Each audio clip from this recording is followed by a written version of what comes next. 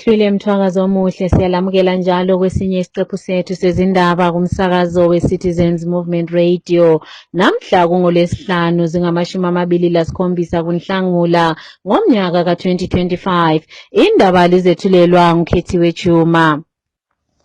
Kwezihamba phambili namhlanje ukukhunjulwa labo abahlaselwa ngodlame libandla leZANU-PF mhla zingama-27 kuNhlangula.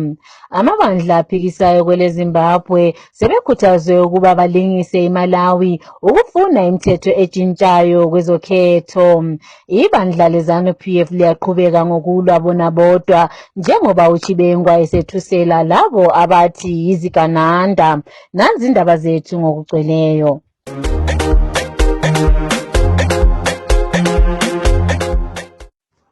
Ngosuku lwanamhla ngomnyaka ka-2008, ibandla leZANU-PF ngaphansi kobuthungameli kalo wayebusa ngodlakela uRobert Mugabe lahamba ekhethweni lilodwa ngemva kokuba lo owayengumongameli webandla eliphikisayo uMoyi uDokotela Morgan Tsvangirai waphuma kumncintiswano ngoba kwakulodlame olwaluhlasela abalandeli bakhe. Amawakawaka abalandeli balahlekelwa zimpilo zabo ngaphansi kohlelo ababelibiza ngokuthi wavotela ngaphi. Lokhu okwakusenziwa ngabasekeli bebandla leZANU-PF besebenza ndawonye logatsha lwe-National Youth Service lalabo abalwela inkululeko kanye lamalunga ebutho. Isiphathamandla sebandla eliphikisayo eMashonaland Central uSemgondongwe uthi uhulumende kumele abhadale labo abaphathekayo labahlaselwayo ngodlame lomnyaka ka-2008.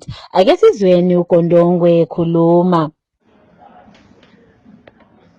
On this day in 2008, ZANU-PF under the late dictator Robert Mugabe went into a single race election rerun after the late Dr. Morgan Tsvangirai pulled out of the race, citing violence against his supporters. Hundreds of his supporters lost their lives. May their souls rest in peace. Under Operation Makavotera Papi and 27 June Mugabe office, conducted by ZANU-PF, working in cahoots and in collaboration with members of National Youth Service, Green Bomber, war veterans, and the military, especially in Mashonaland Central Province. I remember it was so painful because all perceived opposition members were driven out of their homes for fear of victimization, torture, and worse still death, because the people in the militia in Mash Central would not let you survive if they knew you were a leader or you supported President Morgan Richard Tsvangirai. May he so rest in peace. And in Mashonaland Central, it is still a dark cloud, because every time we approach election time, ZANU-PF uses the same modus operandi. They still instill fear, and they do what we call harvest of fear. They remind people of what happened during that dark era, during that time when people were maimed, killed, their homes torched. I remember my whole family, my sisters, 6 of them were arrested and spent 6 days and 6 nights in prison, in cells, because they could not find my whereabouts. They wanted me. So it is so painful that if we had a good government, all these people that were maimed, were killed, their homes destroyed, livestock destroyed, their livelihood destroyed, they would really get compensated by the government, because I believe it is a continuation from the time of Kukura Hundi. ZANU-PF did not stop there. They are still doing the same thing of killing all dissenting voices. And it is high time that the government must stand up and compensate all victims of political violence, especially those that happened when this ZANU-PF was in government. Thank you. Umsakazo we-Citizens Movement Radio uye wakhulumisana lo mama uBongai Thome osiphe owakhe umlayezo ukugubha lolu suku lwanamhlanje. Ake sizweni ekhuluma. Today, 27 June, is a significant day in Zimbabwean history, marking a dark chapter in the country's electoral past. On this particular day, in 2008, Robert Mugabe was re-elected as a president in a highly contested and violent election in the history of Zimbabwe. The election was marred by widespread violence, intimidation, and human rights abuses, targeting mainly opposition supporters of the Movement for Democratic Change, MDC. We remember all these atrocities and massacres of innocent blood of our people fighting for change. We remember all our heroes, heroes for change in Zimbabwe. President Morgan Tsvangirai, the MDC candidate by then, pulled out of the election citing unacceptable levels of violence and intimidation. The international community widely condemned the election, with the European Union, the United States, and other countries imposing sanctions on Zimbabwean government officials. This was then followed by international pressure, which eventually Mugabe agreed to form a government of national unity with the MDC, marking a significant shift in Zimbabwe's political landscape. The events of 27 June 2008 still have a lasting impact on our Zimbabwean politics and society, with many Zimbabweans remembering the day as a symbol of violence and human rights abuses. We continue to demand that the government of Zimbabwe stop human rights abuses and respect the Constitution of Zimbabwe. Recently, youths were abducted and tortured, and we are saying no to human rights abuses. We soldier on as we wait for a better Zimbabwe under the able leadership of President Advocate Nelson Chamisa. Aluta, continua. Kwele Malawi izakhamizi ziphakathi kombhikisho lapho zibhikishela inkomishina ekhangela ngokuqhutshwa kwezokhetho bethi bafuna kulungisiswe imithetho ekhona kwezokhetho. Labo ababhikishayo babhikishela umgcinisihlalo walikomishina ukuba kaphume lapho bethi ulobudlelwano obuseduze kakhulu lebandla leMalawi Congress Party leli elithunganyelwa ngumongameli walelo lizwe uLazarus Chakwera. Ohlaziya ngezepolitiki uSimba Mukori uthi amabandla aphikisayo kwele Zimbabwe kumele bathole isifundo kumabandla aphikisayo kwele Malawi ukuze labo bafune utshintsho kumthetho yezokhetho phambi kokuba kuyiwe kukhetho oluzayo. Ake sizweni uMukori ekhuluma. Indeed, what is happening in Malawi is quite commendable, where we have seen the citizens of that country taking it upon themselves to liberate themselves from the shackles of oppression and dictatorship that is being imposed and foisted upon them by the president of that country, President Chakwera. Malawi Congress Party, led by Chakwera, has made it a point that they do appoint those powerful figures who are in close relationship with the president. And this compromises the integrity and the credibility of the electoral management body itself. Yes, the people of Malawi are not stupid, they are not silly, they are not docile, they are not imbeciles. They have noticed that if they continue to go to elections without electoral reforms being implemented, then they will be doing nothing but a disservice to themselves. Hence, their cries, their demands are quite legitimate, and we also encourage that the government in Malawi will also democratize electoral reforms. And we also want to urge the opposition in Zimbabwe to take a leaf from the opposition parties in Malawi so that they also rise up and agitate and advocate for electoral reforms that will ensure that the playing field, the electoral playing field in Zimbabwe is credible, fair, and just. We cannot continue to get into elections which we all know that they are already rigged. We do have to take the initiative and to try to fight for these rights, for the electoral landscape in Zimbabwe to be democratized, such that there is justice and fairness in elections, such that we restore the integrity and credibility of the elections in the country. We cannot continue to have disputed elections in Zimbabwe ad infinitum. This must come to an end.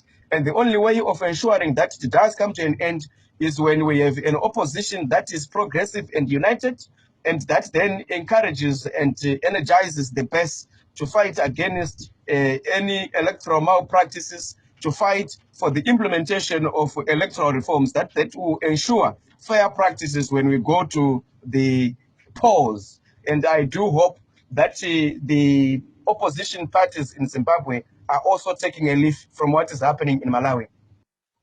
Impi yamabala kubandla leZANU-PF kubangwa ukuba ngubani oza kuthatha intambo iqhubekela phambili. Ukuqale ngalowo ofunwa ngu-Emmerson Mnangagwa ukuba athathe intambo, othe izakhamizi zonke zingaphatheki kwezamabhizinisi bayiziphukuphuku. Izolo umsekeli kamongameli welizwe uConstantino Chiwenga uye wakhuluma kunhlanganiso yeZimbabwe National Chamber of Commerce lapho athe bonke abatshontshela uhulumende ngamathenda bazaficwa ingalo yomthetho enkantolo. Ake sizweni uChiwenga ekhuluma ngalolu daba.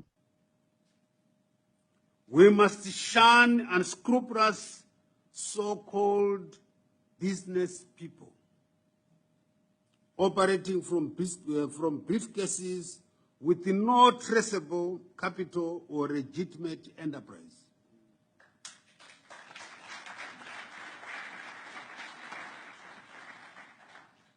This culture of phantom entrepreneurship, where money appears without any known source, is not only economically corrosive, but ethically bankrupt.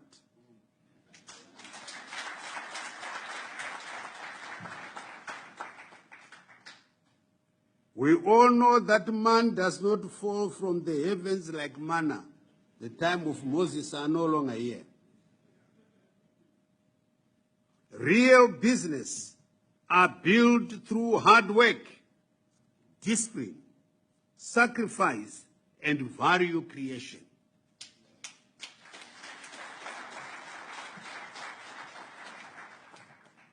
The day of reckoning is inevitable for those who undermine our economic integrity by engaging in shadowy dealings.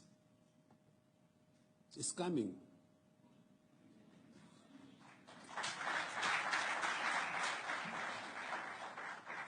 Let us not mortgage our nation's future for fleeting gain. Equally, imperative to this shared national and developmental vision is our collective stance on integrity and accountability. As we deepen public-private partnerships and catalyze economic growth, we must decisively shun corruption in all its ugly forms. Kusenjalo lo wayengungqongqoshe wezemali umhlonishwa uTendai Biti usetheka kuphenyisiswe kwezemali lokuthi imali yasebenzayo kuhulumende eminyakeni angamashumi edlulileyo yasebenza njani. Uye wathi kulahleka amabhiliyoni amali edola leMelika ngenxa yokutshontshwa okwenziwa ngamathenda. Uye wakhuluma ngomzekeliso kaKhudakwashe Takwirei uBiti athe ulimenemene kanti njalo nguye umuntu otshontshela ilizwe ukwedlula amanye amankampani kwele Zimbabwe. Othungamela abasha kubandla eliphikisayo Bruce Moyo useMelika lapho ahlanganyela ekufundeni ngaphansi kweMandela Washington Fellowship. uMoyo uthi uye wathola ithuba lokuhlangana lomsunguli we-Circle of Peace eMinneapolis lapho kwasungulwa khona umkhankaso we-Black Lives Matter. Uye wathi ufunde okuningi kakhulu mayelana ngokukhuluma iqiniso kanye lokubuyisana. Lokhu wathe kusemqoka ekulungisiseni udaba lwegugurawundi ngapha ekhaya. Emashingo isiphathamandla sebandla eliphikisayo ethungamela abasha uKelvin Tinaro uthi uhulumende uyehluleka ukuza lobufakazi yikho esehluleka ukuletha abafakazi enkantolo. uTinaro usolwa ngokuqoqa impikisho yabakhona enyangeni ezintathu ezedlulileyo eyokuketula umnangagwa. Usebuyele enkantolo kwesihlandla lesishiyagalombili kanti njalo uhulumende uyehlulekile njalo ukuba abafakazi bavele kuleli cala. Ake sizweni uTinaro ekhuluma. Hongu ndinokutendai mutori wenhau. Ndini Kelvin Tinaro, Masvingo Youth Task Force Leader. Ichokwadi nhasi 27 June taswera kudare paMasvingo Major Street Court apo patanga tichifanirwa kunge tichitongwa mushure mekunge ndapomedzerwa mhosva yekukurudzira mhirizhonga musi wa31 March ine chokuita naComrade Bombshell Geza. Asi zvabuda pachena izvo kuti hurumende kana kuti state haina umboo hwainawo pamusoro pemhosva yavari kundipomedzera, sezvo iyi koti yava koti yechi8 isiri kuuya neumboo, vachingoti kupedzisa kugadzirira umboo hwacho asi hapana. Saka zvaakubuda pachena kuti imhosva imubikigwa, mhosva chaiyo chaiyo, hapana mhosva, asi kuti kuda kungoshungurudza nekuwana kunyaradza vechidiki vanenge vachitaura chokwadi chemamiriro akaita ikonomi yenyika. Saka nhasi our lawyer Honorable Advocate Martin Mureri vaaplya kuti titongwe tiri out of remand, asi Major Street varamba kuti titongwe tiri out of remand. Saka yapostponwa again to 11 July 2025. Saka zviri kubuda pachena izvo kuti mhosva chaiyo hapana, asi kuda kungowana kushungurudza nemabail conditions aunenge wakapuwa kuti hauna chimwe chaunoita. Asi taakutotaura kuti hurumende inofanirwa kusiya system iyoyo.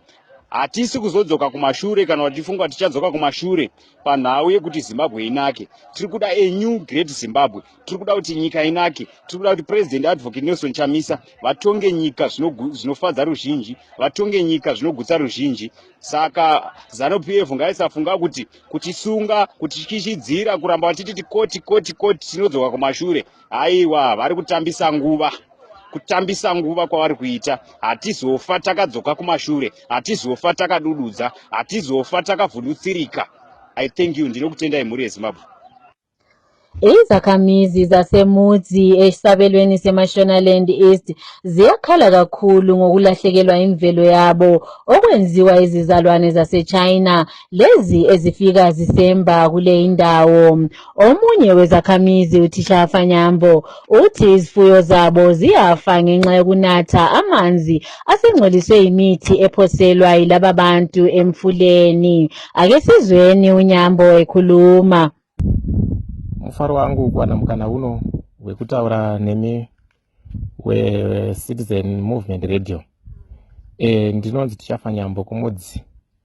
Chandiridakidza kutaura ndechekuti kunzvimbo yedu yemudzi inzvimbo yakakomborwa naMwari, ine maresources zviwanikwa, goridhe, lithium. Asi dambudziko ratinaro nderokuti pazviwanikwa zvatinazvo izvozvi hazisi kukwanisa kubhenefita isusu wagari.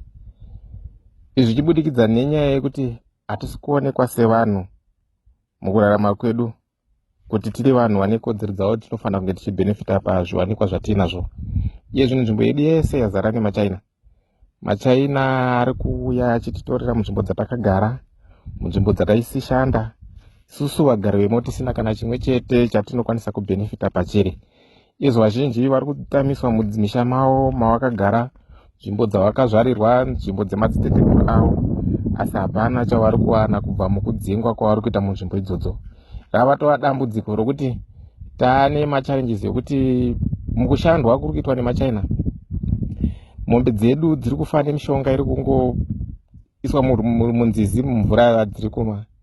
Makomo yese ari kupedza kuparadzwa, nhaka yatinofanira kunge tichichengetera vana vedu vari kuteera. Iye zvinezvi nzvimbo isava nzvimbo inovaraidza nechikonzero chekuti muswere wese kunenge kuchingopfumbuka guruwa rokuti tinenge tichingofema mishonga inenge ichibva mumamaini emachina iwayo. Iye zvinezvi mashandiro avanoita havanei kuti ndive ani ndive chii. Vanhu vari kungoshanda vanongorohwa vachingoabhuswa, asi kwekuzvitaurira hapana, nechikonzero chekuti tinenge tichiona kuti zvese zviri kuitika izvi zvine ruoko rwevatungamiri vari kumusoro. Saka hakuna anozokwanisa kuzvibvunza kana kuzviteera kana kuzvitaura kuti tarisai ndo zviri kuitika kunoku. Pamusoro pezvo tine nyaya yecorruption. Corruption iye zvine zvigore nokuri kunzi vanhu vese vabhadhara mitero $10 pamunhu.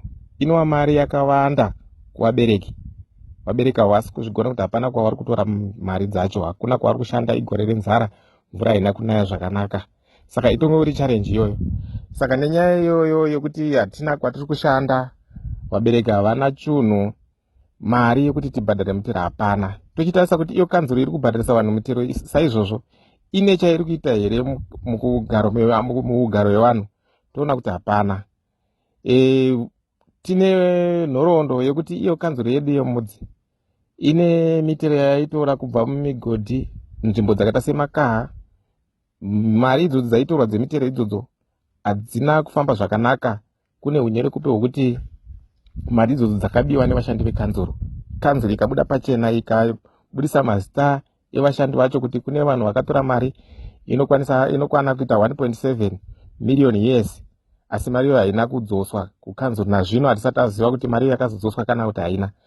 Pamusoro pazvo vanhu ivavo tiri kungoona vari kungofamba kana kuti tizoziva kuti mari iyo yakazodzoswa here. Vanhu ivavo sei vasina kuvharirwa? Zvoonekwa izvo kuti inyaya ine zvematongerwo enyika mukati. Kune vakuru vane ruoko ruri pamusoro penyaya iyoyo.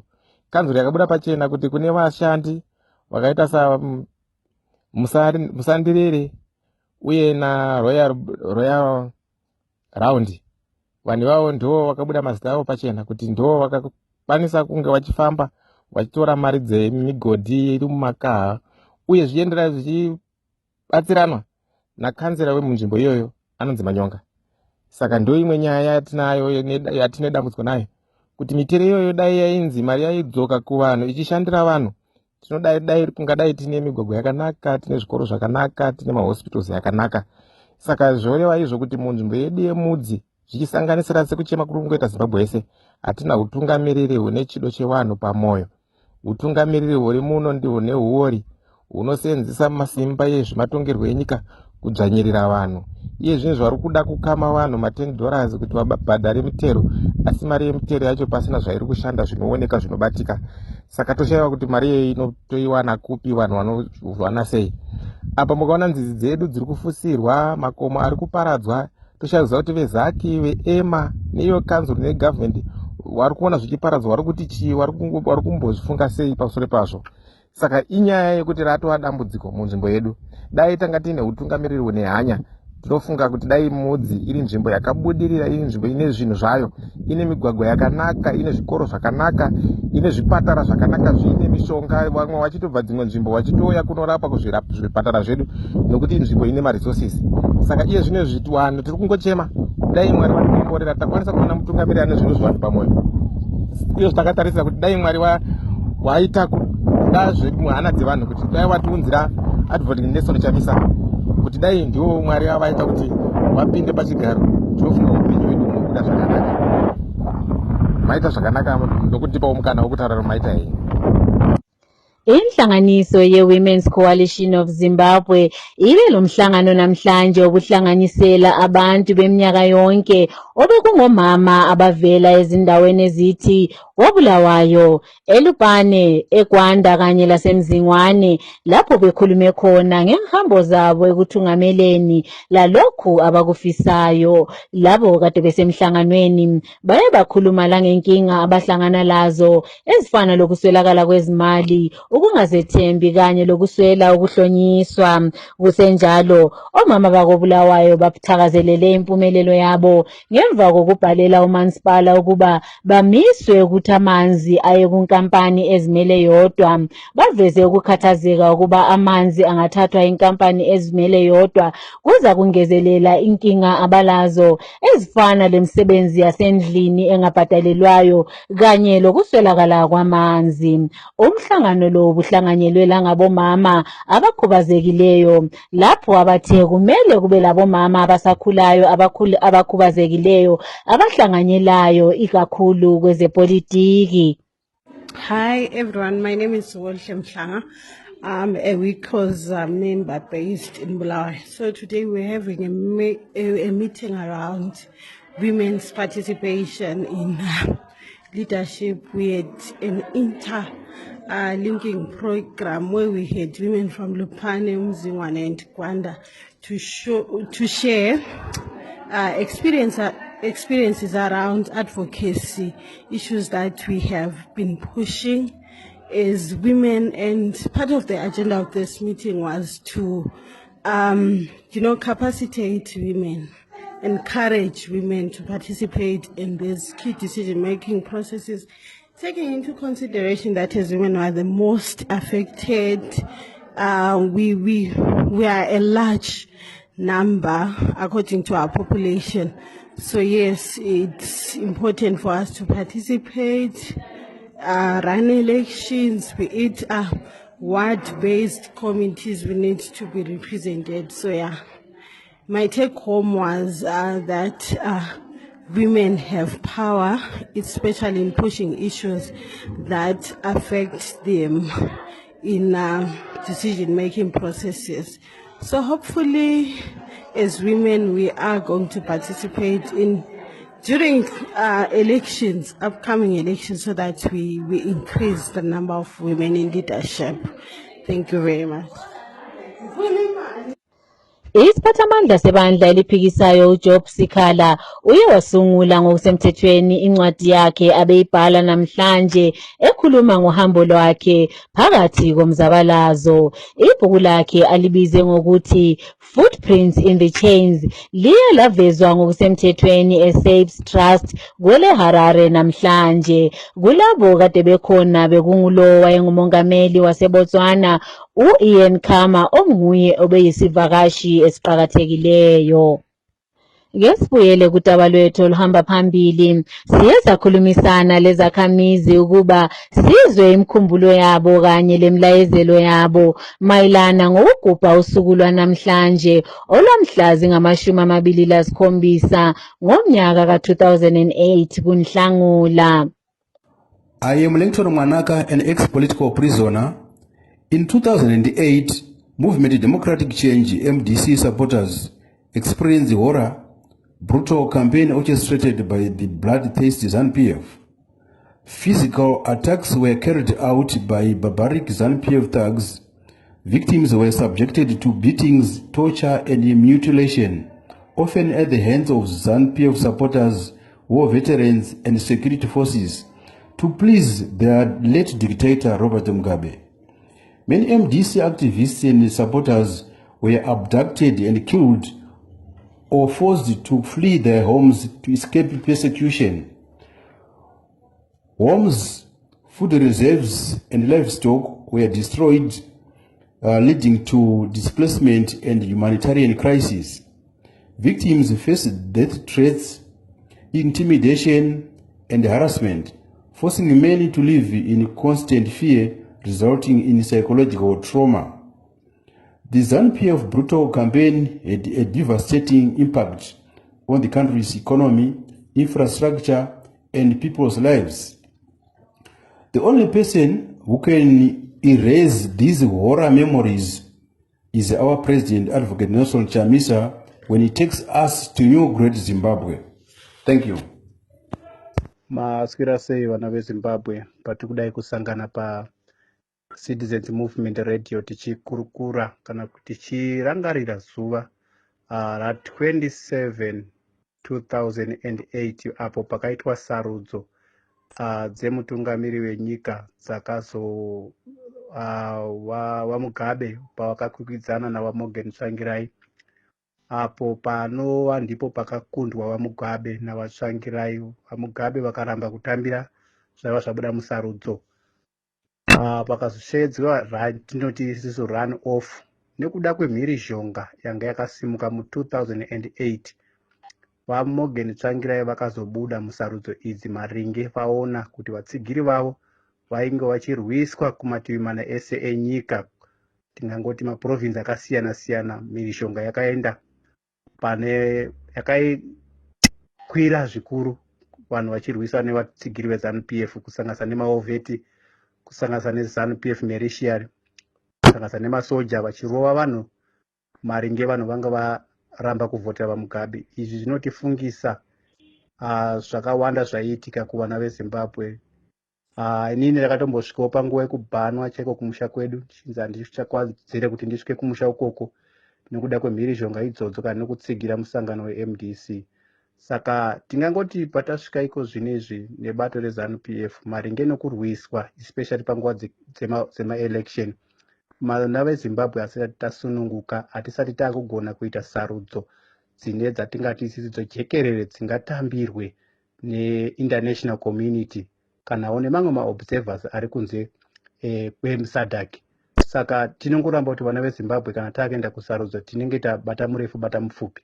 Saka ndo tisati takura kazhinji pakuita maelection. Saka zvinongotifungidza kuti zuva iri inge riri zuva ingari makore anga akatiomera sevagari vemuZimbabwe, ingari makore akanga akatiomera kudaidza kuti ndinosapota ningi, zvinhu zvanga zvakaomera vana veZimbabwe. Patinongoti patiri iko zvino nhasi hapana chashanduka.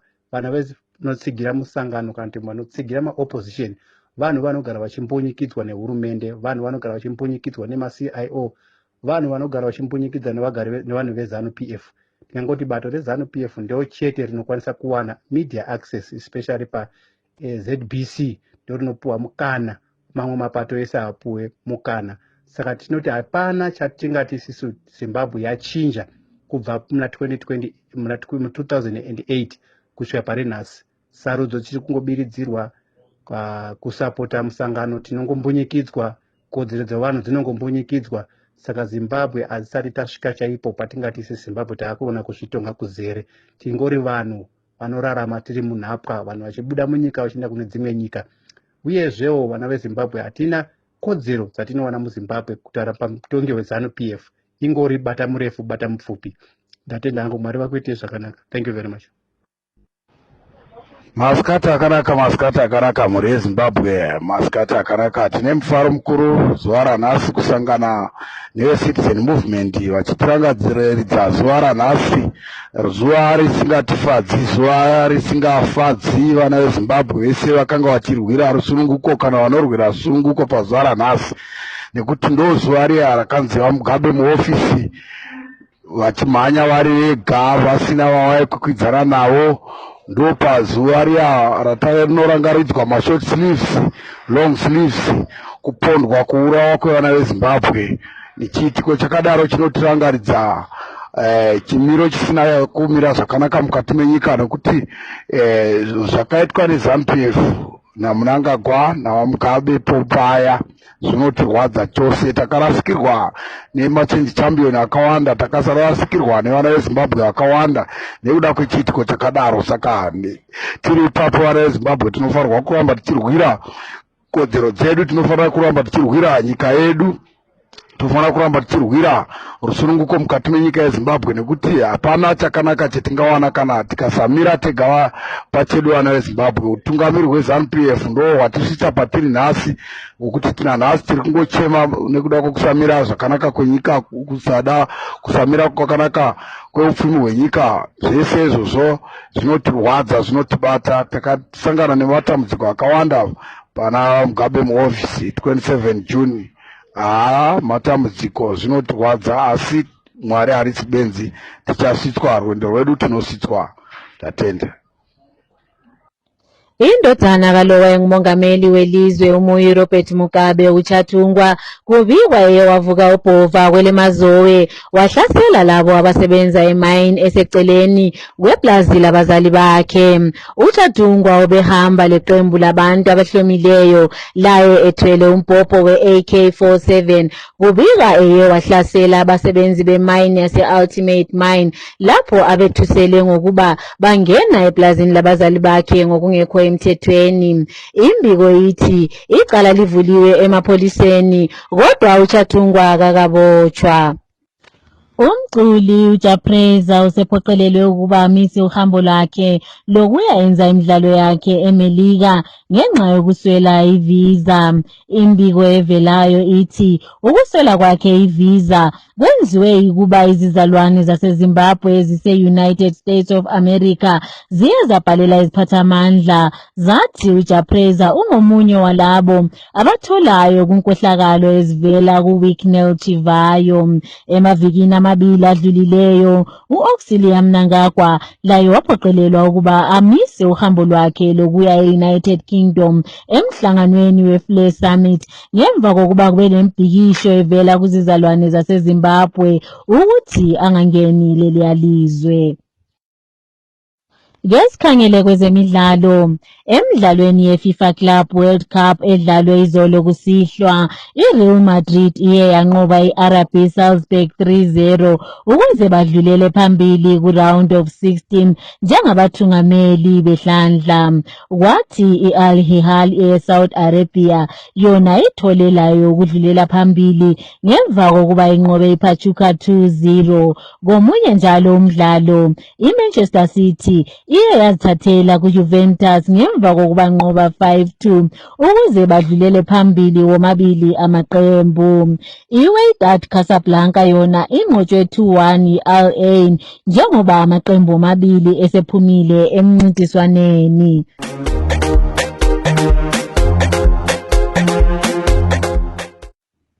Ukuziphetha lezi indaba kumsakazo weCitizens Movement Radio nanze besihamba phambili.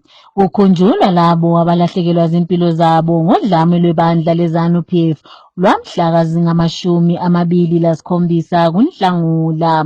Amabandla aphikisayo kwele Zimbabwe asekhuthazwe ukuba alungise kwele Malawi lapho befuna utshintsho kwezokhetho.